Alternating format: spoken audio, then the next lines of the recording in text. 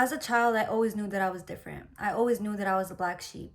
I remember feeling so deeply to a point that I was told I was too sensitive and emotional. I remember being the one that would question things that most people would stay silent about. I remember feeling like too much. I remember being told that I was too dramatic, problematic, and always being compared. And what hurt most was that I was always being compared to a man that I never met, my biological father. I would hear so many negative things about him, how he was a bad man. But the minute I did something that was unappealing, I would be compared to him. And to me, that made me feel like a monster. I remember trying to speak up about things as a child, but because I was a child, I was told that it wasn't my place. I was told that I was disrespectful, and I was told and taught to silence myself. And it came to a point where that sadness, that confusion led to frustration and anger. And so inevitably, I started to attach myself to these belief systems. And as I grew older, I grew more into frustration and anger. As I grew older, I became somebody who was a smart mouth, who had an attitude. But in reality, I was just being misunderstood. And the reason this anger and frustration built up was because being so young as 5 years old, and being told that you're being dramatic because you have emotions made me feel and taught me that I shouldn't have emotions, that I shouldn't feel this way, that I shouldn't express myself. And you see, the adults in my family that were there to protect me, when I got emotional, all they did was judge and mock my emotions. They didn't teach me emotional regulation. They didn't teach me that when you feel frustrated, to take a deep breath. I was never able to be expressive or be myself, and I've always been super expressive. I remember being young, and because I didn't want to play with Barbies, or because I didn't want to play and do things that my cousin was doing, my uncle would literally yell at me, tell me that I think I'm grown, that I think I'm all that I'm a brat, and call me all these names. And guess what? Not a single person removed me.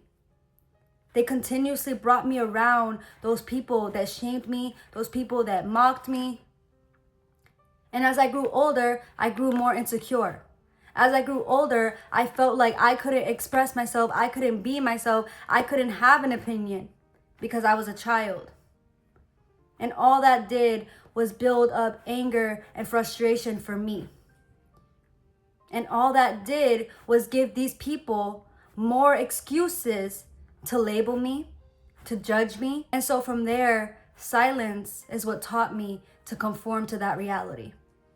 And as I grew older and I started going to school and I started struggling in school, I didn't voice myself.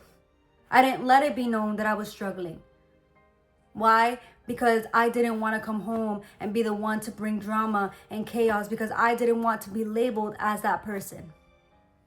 And it got to a point that in middle school, I started getting severely bullied to the point that I would sit by myself at lunch every single day. And when I told my mom, she laughed and told me, "How are you going to let somebody ugly bully you?" And you know what?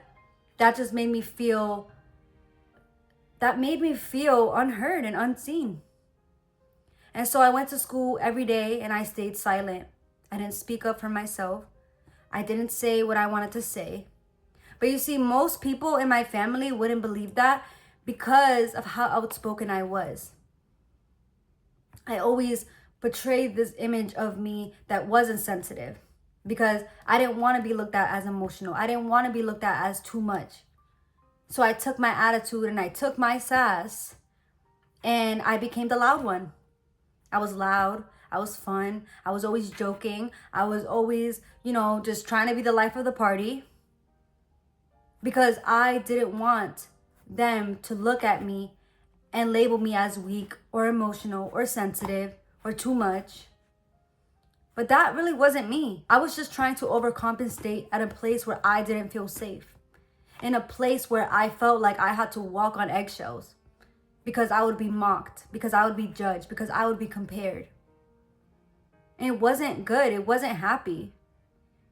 And I'm not going to sit here and say my whole childhood was hell. I'm not going to sit here and say I didn't have moments where I went on vacation and I went out and I did what I did. When it came to the emotional support, when it came to feeling safe, I didn't have that. Respectfully, I did not have that. But you see, I wasn't able to express that because me expressing that would mean that I was ungrateful. It would mean that I'm being dramatic. It would mean that I'm making things up. Because that's how my family saw me. As somebody who wants attention, makes things up, and says things because I'm crazy just like my father, right? And that's how I took it. And it got to a point that because I settled, because I stayed silent, because I got taught to wear this mask, to fit in, I started going out into the real world, to society, and wearing a mask to fit in with the wrong people. And I found myself having friends and partners that didn't value me, that didn't see my worth because I didn't see my own. And the way that I saw myself, the way that I felt about myself reflected on the ways that other people treated me. And for so long, I thought that me wearing this mask was great because people were laughing with me, but in reality, people were laughing at me. My mom would always call me immature, but in reality, I was actually so self-aware and holding in so much that nobody would even know. And as I started to get older, I started recognizing more patterns. I started seeing the ways that my family would speak on each other. I started seeing the ways they would gossip about each other and smile in each other's faces when it came to family events. I started seeing how they would judge, they would compare each other, but they would call it love.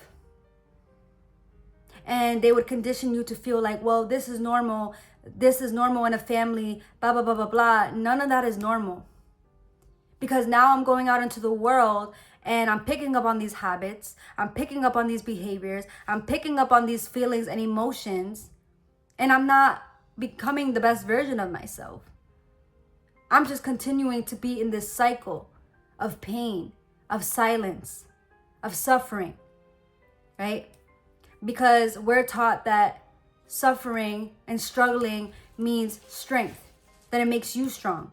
Life shouldn't be a struggle every single day, all right? I know that we don't have it easy. I know that we all go through things, right? But when it gets to a point where a child or anybody in that matter is trying to speak up and you're manipulating, and you're gaslighting, and you're telling this person that these things didn't happen when this person literally experienced it and lived it, is crazy. But then we're expected to sit at this table with those people that talk about us, with those people that have so much to say, but don't even know how to sit at the table and hold themselves accountable and have a conversation.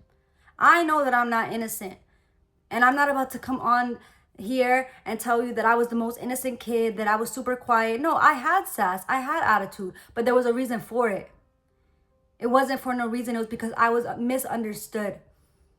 And anytime I tried to voice my opinion, I was disrespectful. Anytime I tried to voice my opinion, I was just like my father. I was a problem. So at a certain age, as I started to get older and I started realizing that I had anxiety because of how I had to act with my family. I was depressed because I didn't see my worth, right? I was constantly, in survival mode, just trying to survive day by day, but not actually living and enjoying myself. I realized I didn't want that for myself anymore. And what really broke this for me and what really made me have this realization is when I was 17 years old, I went to a family event. I went to a party, and it was my cousin's graduation party. And I remember, my uncles were alcoholics, just alcoholics. And the thing is that they were alcoholics, yet every time we had an event, a party, even if it was for a kid, there was always alcohol there. They would condone that. They would condone that kind of stuff. And my uncle, he was very disrespectful. My uncle was somebody who would just bring you down for no reason, just felt like making negative comments was a joke, and he found satisfaction in bringing others down. He found satisfaction in making jokes about others' insecurities and how they look or anything like that. And guess what? Everybody in the family, they just accepted it. They accepted it and they said, oh, well, that's just how he is. You know, you just have to accept it. And I remember at 17, like I said, I was at a party and he was drinking. And I remember him tumbling over something. He had tumbled over something and I laughed. And I was like, aha, like you're a grandpa, like making fun of him. And he got aggressive and he looks at me. He's like, what the fuck did you just say? Do you want me to shoot up this party? Saying that he's going to shoot up the party. Just saying a whole bunch of stuff, cussing, swearing, just saying mad things to me. And then he smacked me in the face in front of the cake table. He smacks me in the face, right? He smacks me in the face. I start crying. And I walk away. Nobody checked up on me. Nobody asked if I was okay. Nobody asked if I wanted to go home. They just said, what happened? I told them what happened, and that was it. But nobody came to comfort me. Why? Because it's normal. Because, oh, I'm just being dramatic. Oh, I'm just doing too much. Because that's how they saw me. And from that day, at 17 years old, I knew I can't deal with this anymore. I'm not going to deal with this anymore. I'm not going to keep walking into rooms with people who are disrespectful, with people who devalue me, with people who feel like it's okay to put their hands on me, but then, hey, come to the next event. That is not okay. And it's never okay. All right? I went to therapy for that. And I remember speaking to my therapist about it. Okay? And that's what gave me the courage to say, you know what? I need to get up and I need to walk away. Because a lot of what I feel, a lot of this depression, this fear, this anxiety is coming from my upbringing, from my programming. So I had to make that decision to get up, walk away, and heal. And in the beginning, I simply tried to just distance myself. I didn't even do anything crazy. All I did was, I was like, you know what? I don't have to go to every family event if I don't feel comfortable going. I don't have to go and be with my family 24/7 if I don't feel like being around my family. And slowly but surely, I became an adult. I turned 18, 19. I started doing my own thing. And guess what? When I started doing the littlest things to create a boundary, my family started to get aggressive. My family started talking behind my back. They would say things as far as that the relationship that I was in, that my partner was starving me, and that's why I was losing weight. Mind you, I was overweight for so long, and I was constantly being talked about my weight and how big I was getting so quickly. So for me to be losing weight, you would think they would be happy for me, but no. They decided to create something negative out of it by adding my partner that I was so happy with, I was doing great, and say that she was starving me, right? They would say things about just me and the way that I chose to connect with God. They would laugh at me, they would mock me. And when I would try to speak up about these things, because I knew that these things were being said, I was told that I was making it up. I was told that that never happened. I was told that, it was a misunderstanding. And I was getting gaslighted. They would make me feel like these things weren't being said, these things weren't happening, when at the end of the day, I'm not dumb. But you see, they tried to silence me so much, and they did such a good job for so long, that they didn't think that I was going to figure it out, but I did. And I wasn't okay with it. And I've offered to have conversations. I've offered to sit with all of these people that were saying things in different places to sit down and talk about it. But anytime that I did that, I was the problem. I was creating drama. I was being unnecessary. How is me wanting my respect being unnecessary and problematic? And it made me feel crazy. And all it did was it made me more frustrated. It made me more angry. And in the beginning, I was very angry. I was very angry that I had to walk away, that I had to get to a point where I had to remove myself. But now I look at this as a blessing, because my healing journey has been the greatest. And today, I can honestly say the woman that I am today is the woman that I've always needed to become. And I'm proud of my changes. Because if I didn't change, I would be depressed. If I didn't change, I swear I would be so overweight right now. My skin would look crazy because I wouldn't have known my worth. I didn't know my worth growing up. I didn't think that I was beautiful. Now I look at myself and I think I'm gorgeous. I think that I am the most, like, I am so beautiful. I am so beautiful. But I would have never thought about that about myself 7 years ago. I would have never thought about that about myself.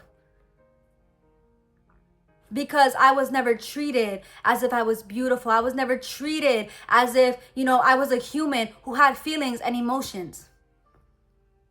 Because I had to conform to my family's reality. I had to conform and accept that they're gonna gossip and that's okay. That they're gonna talk shit about me and that's okay. That I still have to come around and sit at a table at Thanksgiving dinner and talk to these people and tell them I love them and greet them and hug them. But hey, if I don't do something right, I'm bipolar. If I don't do something right, I'm bugging out.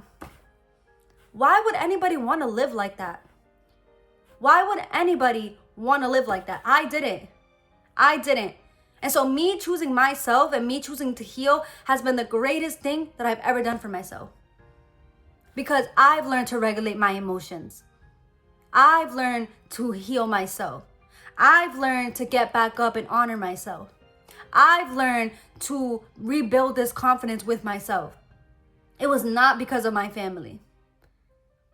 It was not. And it's crazy because even now when I meet people and I have conversations, they're like, wow, like you were raised so well. Trust me, if I was the woman that stayed around that family, I wouldn't have the wisdom that I have today. I wouldn't have certain perceptions. I wouldn't look at life the way that I do today. But I look at life the way that I do today because I stopped conforming to a fear-based reality. I stopped looking at boundaries as betrayal, and I stopped looking at struggle as loyalty. Okay? I stopped it. Because I decided that this cycle needed to end. Not just for me, but for my future children. Because I do not want my child to go through what I did. And I will never speak to my child the way that these adults spoke to me as a kid. I would never compare and talk about my child the way that my family talked about me. I do not care. If my child is too emotional and too sensitive, I'm going to find out why. I'm going to teach them emotional regulation. I'm going to talk to them. I'm not going to punish them. I'm not going to compare them to people. I'm not going to tell them that they're bipolar, that they're a bad person. I'm not going to do that. I'm going to teach them through patience, through love, something that I was never given.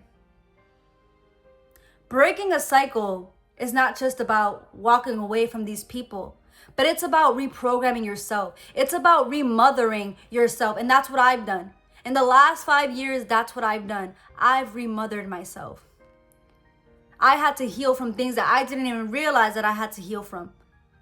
I had to let go of certain habits that did not align with the greatest version of me. I had to learn to stop lying to myself, to stop suppressing my emotions, to stop letting anxiety get the best of me. And that takes a lot of power. That takes a lot of power. Okay? And I did that. Because I actually care about myself. All right? And healing and breaking my silence has been the best thing that I've ever done for myself. Because I promise you, had I not done that, I wouldn't be here right now. Because it was to a point where I felt so worthless that I wanted to end my life. That I just wanted to literally call it quits. Because these people just did not understand me. Because these people rather mock me for my emotions than try to figure out where it's coming from. They rather gossip behind closed doors rather than sit with me and ask me, what is it that makes you feel this way? And actually listen. Not listen just to defend yourself. Not listen just to explain and just to invalidate my feelings, but to actually validate them. I had to learn to validate my own feelings. My feelings are valid. Anytime that I've cried, anytime that I've got angry, anytime that I've got sad, all of it has been valid. And walking away was not easy, and it will never be easy. It will never be easy, but it's what you have to do in order for you to really find yourself, find value in yourself. Stop allowing these people to make you feel like you have to stay stuck in a distorted reality because that means loyalty, and stop doing that and sacrificing your mental and emotional health just to keep the peace with other people who have never been at peace with you. God has chosen for me to break this cycle, and for so long I thought that there was something wrong with me. For so long I thought that I actually was crazy, but in reality I'm not crazy. I'm not. I'm gifted. I'm powerful. And I'm proud of what I've done. And I'm happy. And I think that if people are not okay with me being happy and me putting me first, then they simply don't belong in my life, and that just is what it is. So if you're out there and you're a black sheep and you've always been misunderstood and you've always gotten bullied, I want you to know there's nothing wrong with you. And I want you to know that there is a way out. I want you to know that even if it means having to save up at a job, or even if it means having to move away or whatever, there is a way out. And you do not have to live in that cycle of fear. You do not have to live in that cycle of lack mindset. You don't have to live in a cycle of poverty, of emotional neglect, of silence. Like, you do not have to live through that, I promise. You are worthy of taking up space in this world. You are worthy of becoming the greatest version of yourself, even if it means having to walk away from these people. So keep shining your light. Anybody out there that's watching this video that could relate, keep shining your light. Because with the power of God, with the power of the universe and faith and strength, you will get out of that situation and you will break through.